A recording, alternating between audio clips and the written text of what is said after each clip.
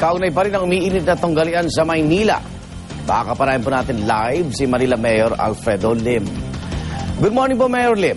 Magandang umaga sa iyo, Arnold, sa lahat ng mga tagapakinig. Siguro mo po, kanina nyo pa namomonitor o napapanood yung balita natin dito, sinungaling daw po kayo. Sabi po na inyong katunggaling si Pangulo Erap dahil patuloy nyo tinatangging hindi kayo ang nasa likod ng pagpapa-aresto kina Vice Mayor Isko Moreno. Ano pong reaksyon nyo dito, Mayor? Siya siguro nagsisinungaling. Sanay siya dyan ako sinasabi ko, wala akong kinalaman dyan. Nalaman ko lang na may nangyaring insidente mga pasado alas 7. Dahil nandun kami sa Teresa Court at binibindisyonan yung renovation ng Teresa Court. Nag-umpisa yung programa 4:30. Nandun sila Congresswoman Sandy Ocampo tsaka mga 2,000 tao ron Opo. O pagkatapos, lumakad kami ng 2 kanto dahil may inauguration ng karsada. Opo. O nakaalis kami doon 6:30. Ay na mangyari yata yan mga alas 5 O napagdating ko sa bahay, nabalitaan ko na may nangyaring ang insidente dyan na nagkahulihan. Oo. O kaya wala akong kinalaman sa sinasabi nila. Ang hirap dito, lalabag sila sa batas, tapos hahaluan nila ng politika at ako ang pagbibintangan. Abi, unang-una, kung hindi sila lumalabag sa batas, walang mangyayari. Ang hirap nga dito sanay silang lumabag sa batas Sa Maynila ho ba may local ordinance kaugnay po ng larong bingo, Mayor?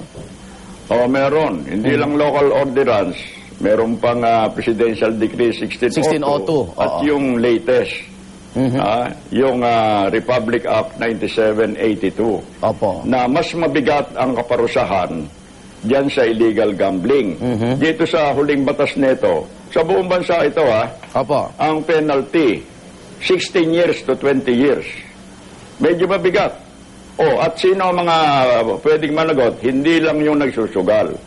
Hindi lang yung nagpapasugal, kasama dyan yung protector, yung cuddler, yung nag-i-instigate o nagpapasimuno ng illegal gambling. Yan ang provision. At doon sa batas na sinasabi ko sa iyo, Arnold, meron ding batas na nakasaad. Pag ang kapulisan ay hindi umaksyon sa illegal activity, sila man mananagot dyan sa provision ng Republic Act 9782. Pero Mayor, ang dami yung mananaya, hindi hinuli. Dapat ba hinuli yun? Nagkagulo na nga daw Kaya ang hinuunin nila, ito mga instigator. Pero alam mo, Arnold, alam mo, kahapon ko lang nalaman nung pinatawag ko ito sila General Gutierrez, Colonel Layog, at yung mga sumama sa paghuli. Ang nangyari pala, may tumawag nga sa presinto na nagkakagulo na doon, ang dami-daming tao, at magkakaroon daw ng bingo. Pumunta si Colonel Layog doon. At sinabi niya, nakita niya yung mga konsihal, teka muna, itigil ninyo itong bingong ito dahil illegal. At wala kayong karapatan na magdaos ng bingo dito sa karsada. Ang ginawa ng mga konsihal, tinawagan si Vice Mayor. Nung dumating si Vice Mayor, pagdating, sinabi, sa malakas na boses, pinaririnig doon sa mga tao. Sino? Sino nagpapatigil? Sino humuhuli?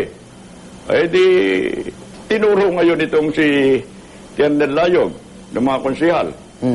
Sinabi kay Colonel Layog, ikaw ba nagpapatigil? Ako. Arestuin mo ako. Parang hinamon niya si Colonel Layog. So, inaresto nga siya. Ni Colonel Layog sa kanya, Vice Mayor, pag pinagpatuloy niyo yan, huhulihin ko kayo. Alam mo ang ginawa? Nagpakuha ng tambyolo. At binola, alam mo yung ginagamit sa bingo. Kumuha ng number, in-announce. Sabi ngayon ni Colonel Layog, inumpisahan na ninyo yung illegal na gambling, huhulihin ko na kayo. So, ibig sabihin, binalaan na sila ng pulis, Mayor? Hindi lang binalaan pinakiusapan na kung maaari, itigil nila. Dahil wala naman intensyon yung mga pulis na hulihin Okay. Paano? Ginawa yung krimen sa harap ng pulis at hinahamon pa yung mga kapulisan.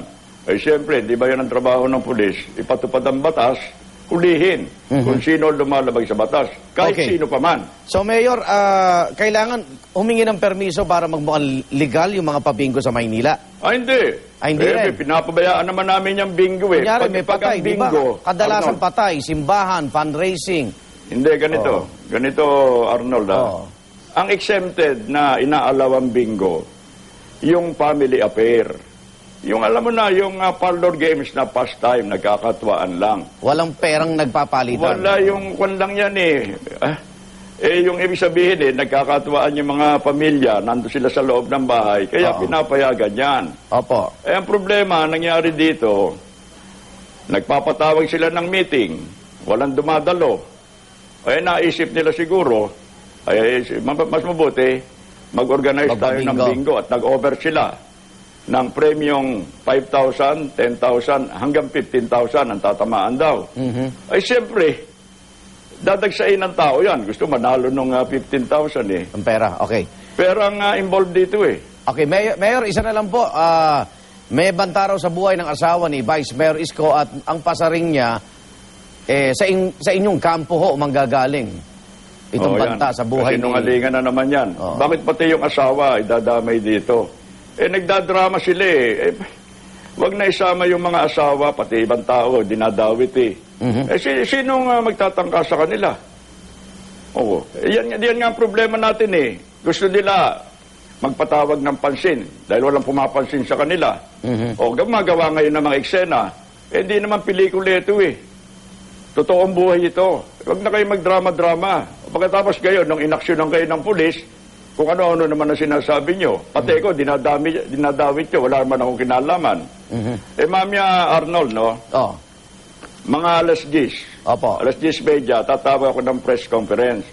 Lahat ng media, iniimbitahan ko at ihaharap ko si Colonel Layog, si Captain Morata, si General Gutierrez, para malaman ng tao kung ano ang mga nangyari doon.